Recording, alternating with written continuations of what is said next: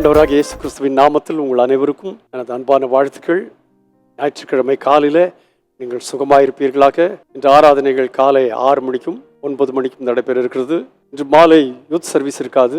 அதற்கு பதிலாய் PBS final day celebration மாலை 5:30 மணிக்கு சபையில் ஆரம்பமாகும். எல்லாரும் வந்து நம்முடைய பிள்ளைகளை உற்சாகப்படுத்தி வந்து கலந்து கொள்ளத்தக்கதாக உங்களை நான் அன்போடு அழைக்கிறேன். ஆராதனைகள் நேரங்களிலே நேரத்தோடு வந்து ஆராதனை கலந்து கொண்டு கர்த்தருடைய நாமத்தை மகிமைப்படுத்துங்கள்.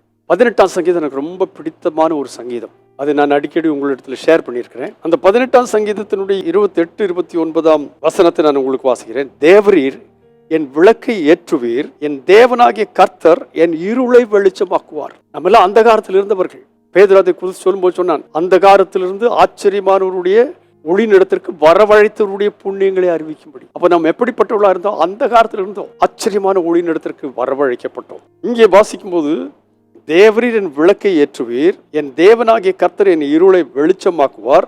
அவர் அப்படி செய்கிறபடியினாலே நடக்கின்ற சம்பவம் என்னவென்று கேட்டால், உம்மாலே ஒரு சேனைக்குள் பாய்வேன், என் தேவனாலே ஒரு மதிலை தாண்டுவேன். அப்போ நமக்கு கிடைக்கிற எனர்ஜி எப்படிப்பட்டது என்று கேட்டால், ஒரு மதிலை தாண்டக்கூடியதான எனர்ஜி, ஒரு சேனைக்குள் பாயத்தக்கதான பலன். இதெல்லாம் எப்படி கிடைக்குதுன்னு பாத்தீங்களா? அதனுடைய முதல் 2 வசனங்களை பார்த்தா தெரியும். 1, 2ஆம் வசனத்துல சொல்லியிருக்கிறது, என் பலனாகிய கர்த்தாவே உம்மிடத்துல நான் அன்பு கூறுவேன். அதற்கு அடுத்த வசனத்துல அவன் தன்னுடைய தேவனாகிய கர்த்தருக்கு கொடுத்திருக்கிற ஸ்தானத்தை பாருங்கள். கர்த்தர் என் கன்மலை, கர்த்தர் என்னுடைய கோட்டை, கர்த்தர் என் ரட்சகர், அவர் என்னுடைய தேவன், நான் அடைக்கலம் புகும் என்னுடைய துருகம், என் கேடகம், என்னுடைய ரட்சணிய கொம்பு, என் உயர்ந்த அடைக்கலமாயிருக்கிறார். So he accepts the ownership of God. நீர் தான் எனக்கு எல்லாத்துக்கும் எல்லாம். நான் அந்நியரை நாடி இருக்க மாட்டேன்.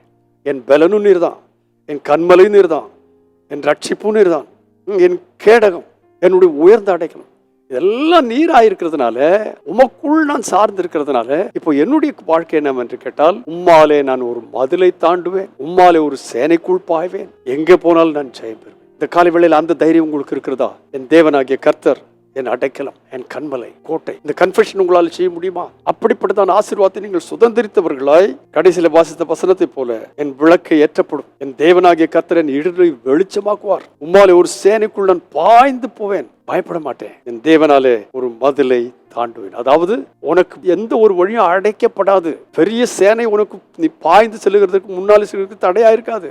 பெரிய மதில் நீ ஏறி செல்லுகிறதுக்கு ஒரு தடையா இருக்காது, உம்மாலே. ஆனா அதெல்லாம் உம்மாலே. இந்த அனுபவத்தை இந்த நாளிலே பெற்று சபையில பெற்றுக் கொடுக்கிற வார்த்தைகளினால் நீங்கள் ஆசீர்வதிக்கப்பட கர்த்தர் உங்களுக்கு உதவி செய்வாராக. பரிசுத்த பிதாவே, தந்த இந்த நல் வார்த்தைகளுக்காக ஸ்தோத்திரம். மாலை ஒரு சேனைக்குள் பாய்வேன், மாலை ஒரு மதிலை தாண்டுவேன், இந்த ஒரு நிச்சயத்தையும் தைரியத்தையும் அருமையான மக்கள் ஒவ்வொருவருக்கும் எனக்கும் தருவீராக. ஏனென்று கேட்டால், நாங்கள் உண்மை எங்களுக்கு சொந்தமாக்கி கொண்டிருக்கிறோம். எங்களை உயர்ந்த அடைக்கலத்தில் வைப்பேன், எதை கண்டு அஞ்ச மாட்டோம். இதை அனுபவமாக்கி கொள்ள கர்த்தர் உதவி செய்யும். இயேசுவின் நாமத்தில் பிதாவே, ஆமென். உம்மாலே ஒரு சேனைக்குள் பாய்வேன், என் தேவனாலே ஒரு மதிலை தாண்டுவேன். God bless you abundantly again and again and again and again. Amen.